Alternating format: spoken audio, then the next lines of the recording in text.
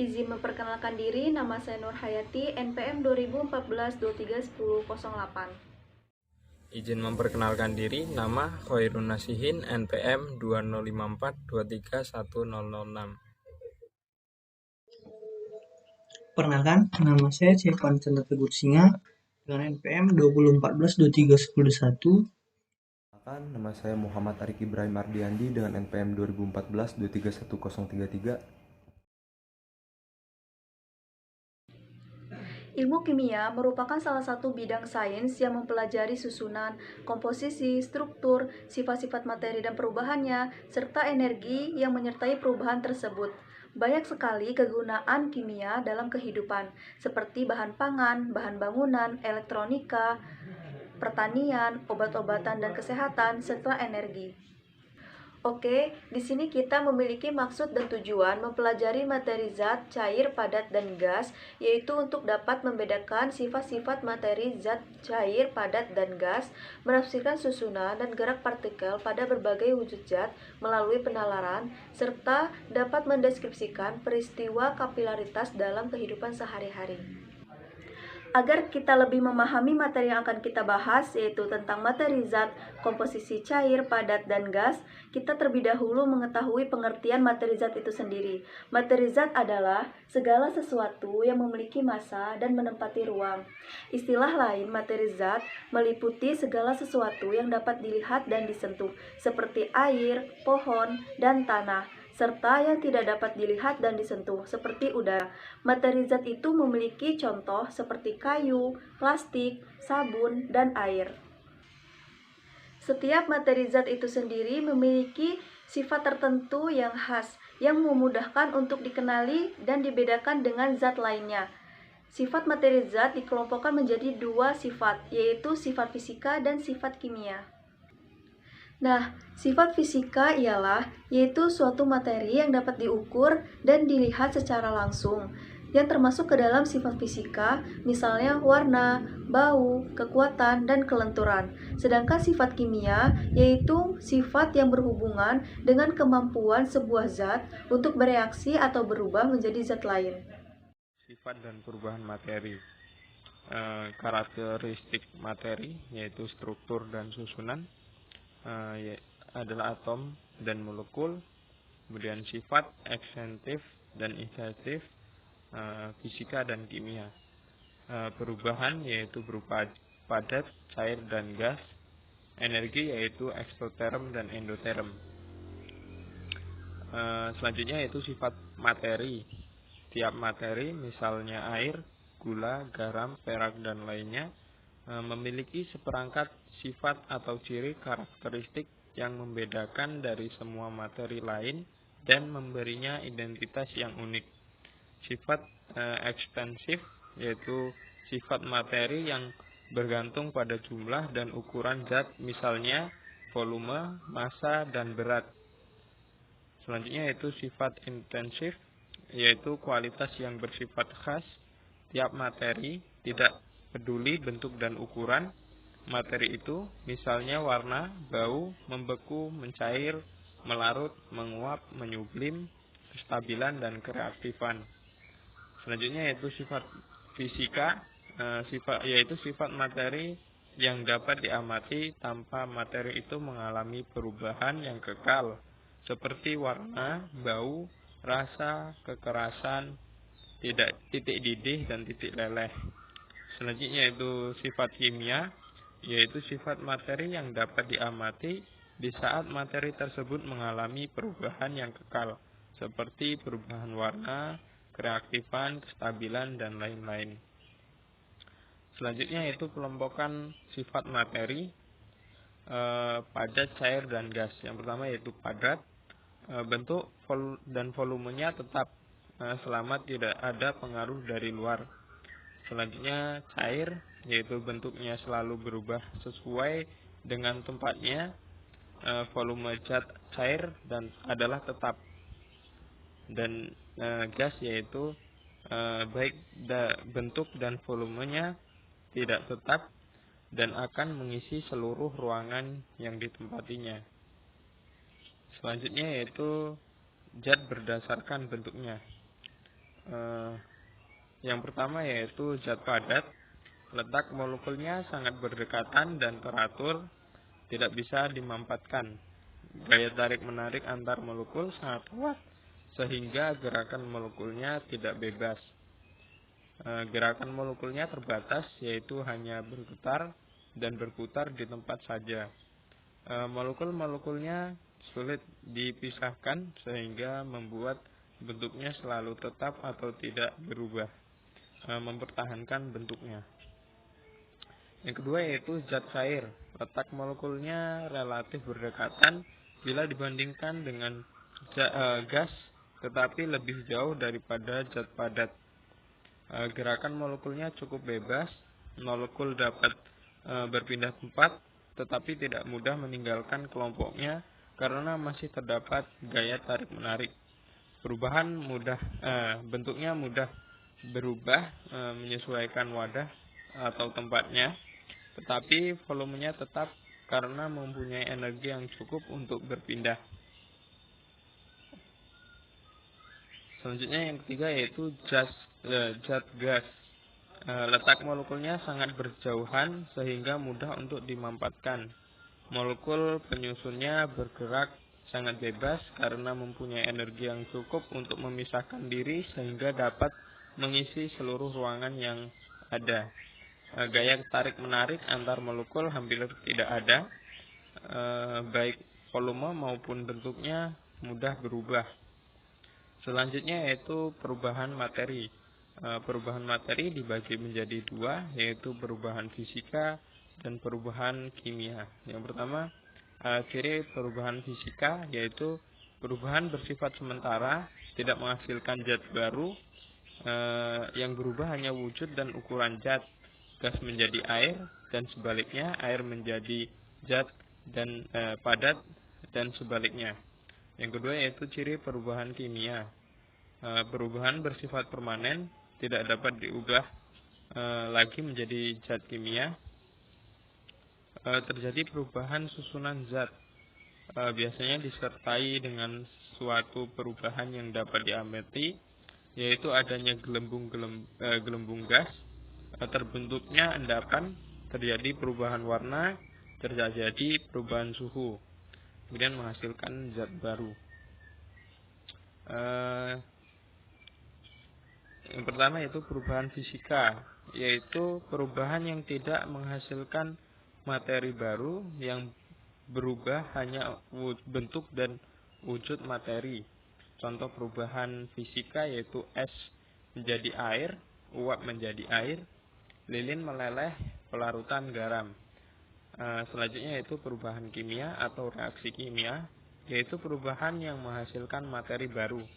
Perubahan kimia contohnya yaitu kayu atau kertas dibakar berubah menjadi abu, besi berkarat, kemudian nasi menjadi basi.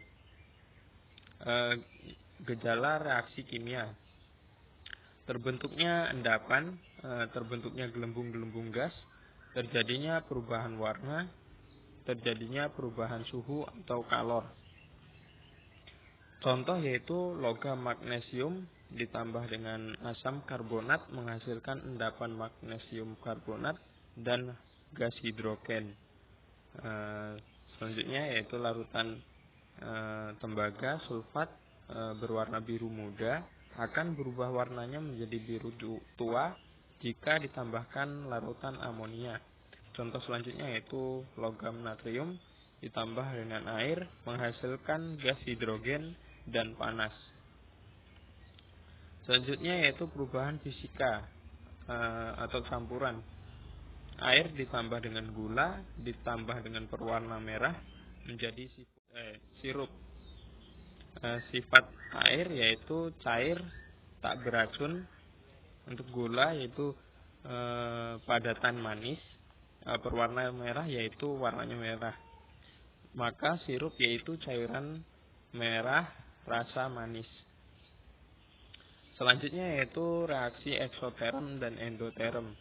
Yang pertama, reaksi eksoterm merupakan reaksi yang membebaskan energi, misalnya pembakaran kertas. Reaksi eksoterm yang disertai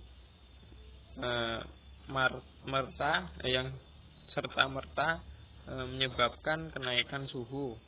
Yang kedua yaitu reaksi endoterm, merupakan reaksi yang menyerap energi, misalnya fotosintesis.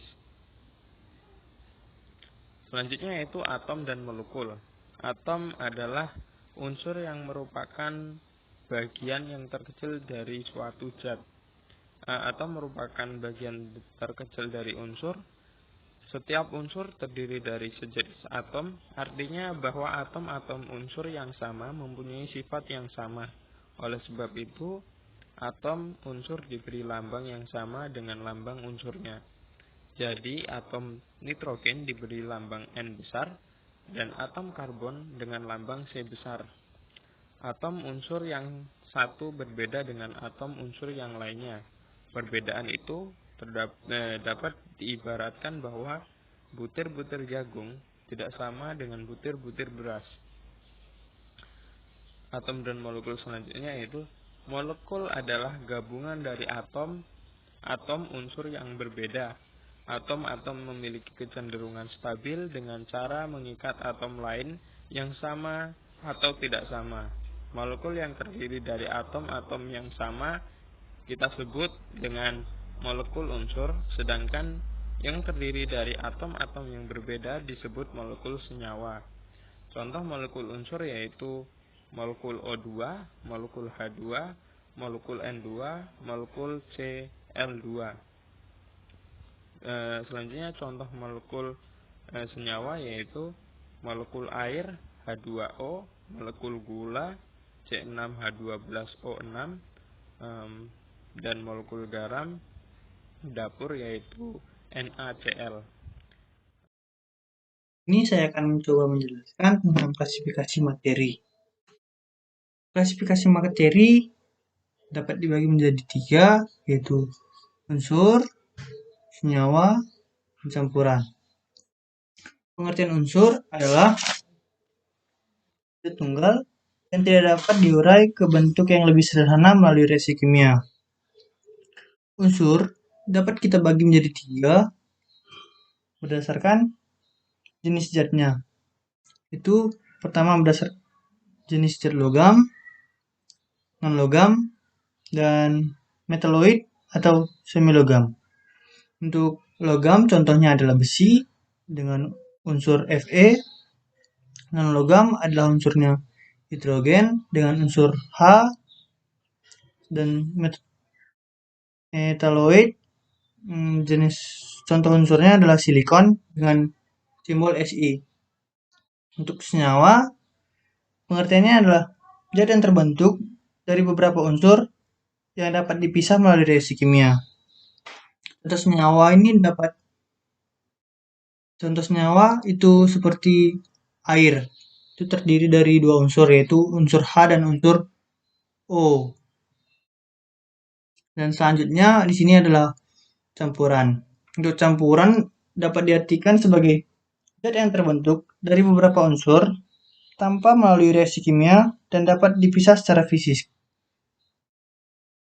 Dan campuran dapat dibagi menjadi 2 berdasarkan ada tidaknya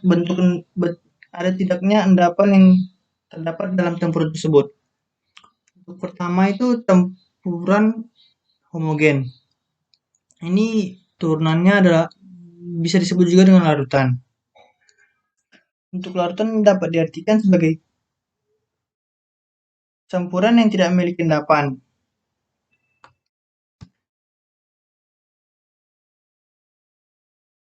Contohnya itu air dengan gula. Yang kedua itu koloid. Koloid adalah terdapat campuran yang memiliki endapan namun memiliki endapan namun tidak banyak. Contoh itu di sini saya menggunakan contohnya itu susu. Dan untuk terakhir, suspensi adalah contoh campuran yang memiliki partikel zat padat pada campuran tersebut. Contohnya sini saya menggunakan contoh campuran air dengan pasir. Oke, kita langsung ke pemisahan. Untuk pemisahan campuran berdasarkan sifat campuran dapat dibedakan menjadi dua, yaitu sifat fisika dan sifat kimia. Sifat fisika itu ada sifatnya itu seperti ukuran, besar kecilnya suatu zat tersebut, berat jenisnya, fase, sifat magnet. Dan yang kedua itu sifat kimia. Itu dibedakan memiliki sifat kepolaran dan afisitas molekul. Selanjutnya itu pemisahan campuran memiliki beberapa metode. Metodenya itu ada filtrasi atau penyaringan. Sini bisa dipisahkan berdasarkan kelarutan zat tersebut. Kristalisasi dipisahkan dengan membuat zat terlarut dalam larutan menjadi kristal. Desentralisasi merupakan memisahkan dengan perbedaan titik didih pada masing-masing zat. Dan ekstraksi adalah pencampuran suatu larutan ke dalam campuran pelarut yang sesuai sehingga zat pelarut dan pelarutnya dapat dipisah. Absorpsi itu dengan cara menarik zat oleh zat lain sehingga zat yang ingin kita pisahkan dapat tertarik oleh zat yang kita masukkan. Dan yang terakhir adalah kromatografi. Untuk yang terakhir, pemisahannya berdasarkan kecepatan larut zat tersebut.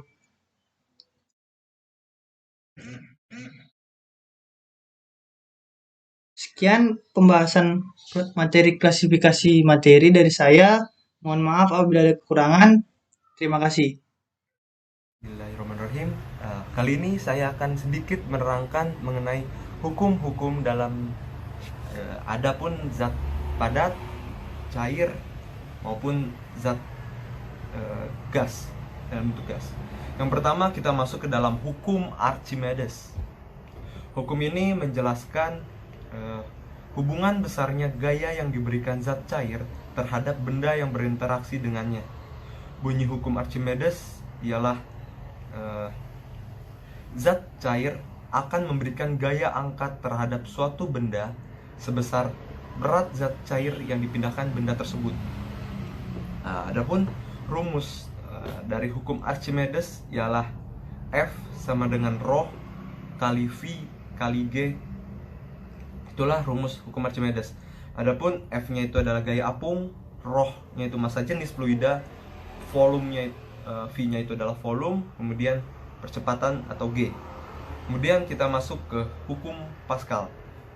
Hukum Pascal menyatakan bahwa tekanan yang diberikan zat cair di dalam ruang tertutup diteruskan ke segala arah dengan semuanya sama besar.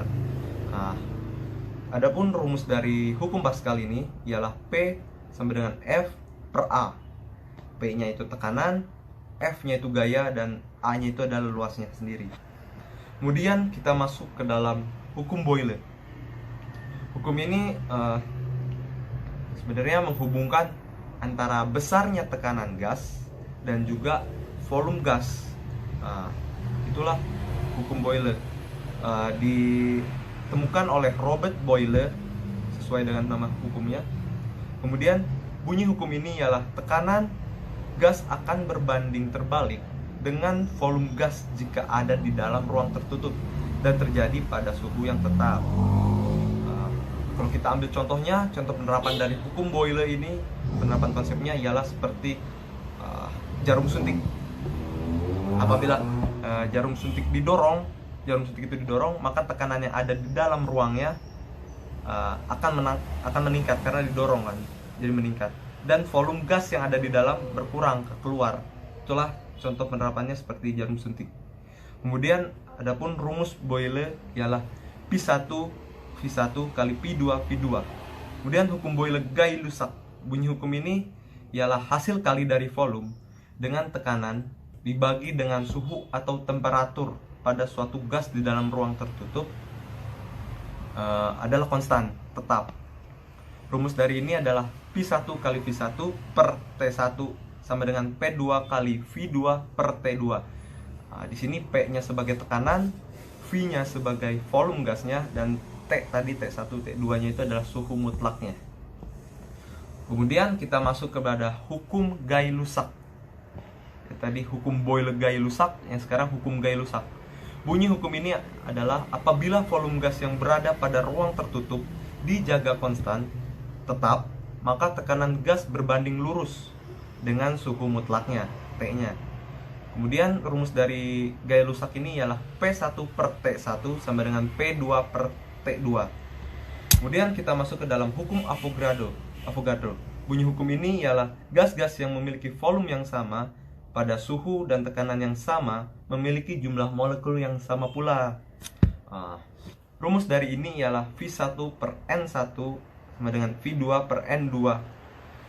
V-nya volume gas, N-nya jumlah atau mol gasnya itu sendiri.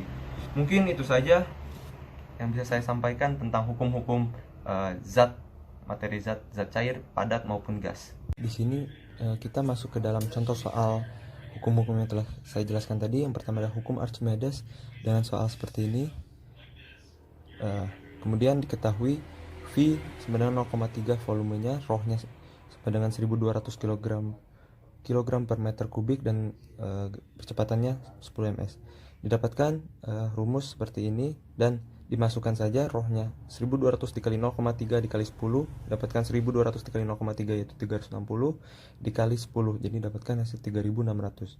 Kemudian kita masuk ke contoh soal hukum Pascal dan soal luas penempang dongkrak hidrolik masing-masing 0,02 meter persegi dan 0,05 meter persegi.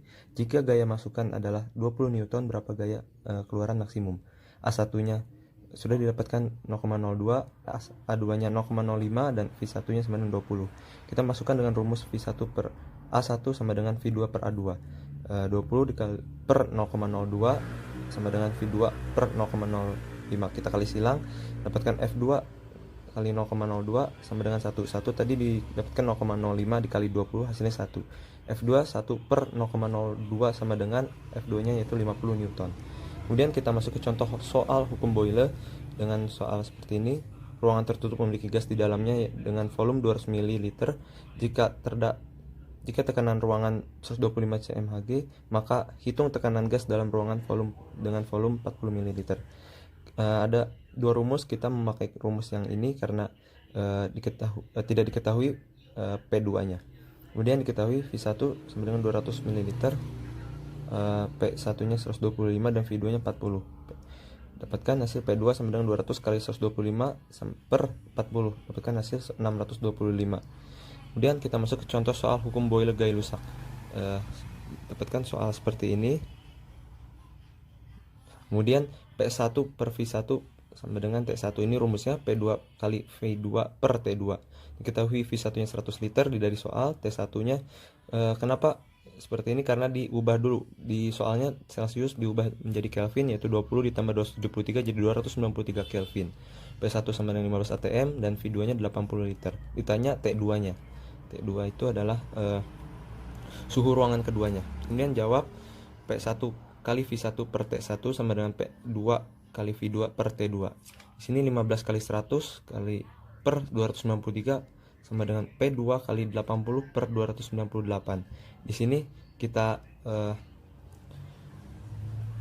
diubah menjadi perkalian biar atas yang bawah jadi bawah ke atas. 15 kali 10 kali 298 per 8 kali 293 didapatkan 44.700 per 2.344. Dapatkan hasil dibagi, dapatkan hasil 19,07 atm.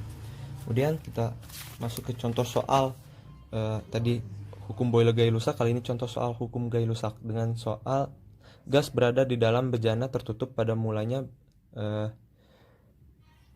bersuhu 27 derajat Celcius. Agar tekanannya menjadi 2 kali semula, maka suhu ruangan tersebut diketahui tekanan awalnya P1 diubah dulu menjadi P biar lebih memudahkan tekanan akhirnya P2 jadi 2P. Suhu awalnya tadi 27 derajat Celcius ditambah 273 karena kita ingin mengubahnya menjadi Kelvin. Jadi 300 Kelvin. Jawab, ditanyakannya T2-nya. Jawabnya P1 per T1 sama dengan P2 per T2. P-nya sama dengan 300 dimasukkan saja. Kemudian sama dengan 2P per T2. 1 per 300 sama dengan 2 per T2. Dibuat permisalan saja biar lebih mudah. T2 sama dengan 2 kali 300 sama dengan 600K. T2 sama dengan 600 kurang 273. Kenapa? Karena kita ingin merubah kembali kepada Kelvin.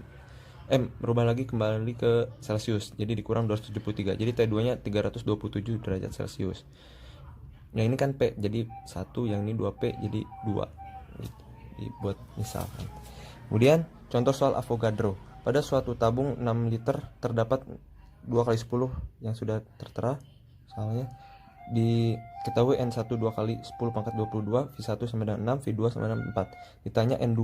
Jawab N1 per V1, N2 per V2. 2 kali 10 pangkat 22 per 6. Sama dengan N2 per 4. Dikali silang didapatkan N2 kali 5 per sama dengan 8 kali 10 pangkat 22. N2 sama dengan 8 per 5 kali 10 pangkat 22. N2 dapatkan hasil seperti ini. 1,6 kali 10 pangkat 22. Terima kasih. Jadi, dapat disimpulkan bahwa materi adalah segala sesuatu yang memiliki massa dan menempati ruang. Setiap materi itu memiliki sifat yang khas, yaitu sifat fisika dan kimia. Materi juga dibedakan menjadi sifat intensif dan ekstensif. Nah, berdasarkan wujudnya, materi dibagi menjadi zat padat, cair, dan gas, yang dimana setiap zat itu memiliki sifatnya masing-masing.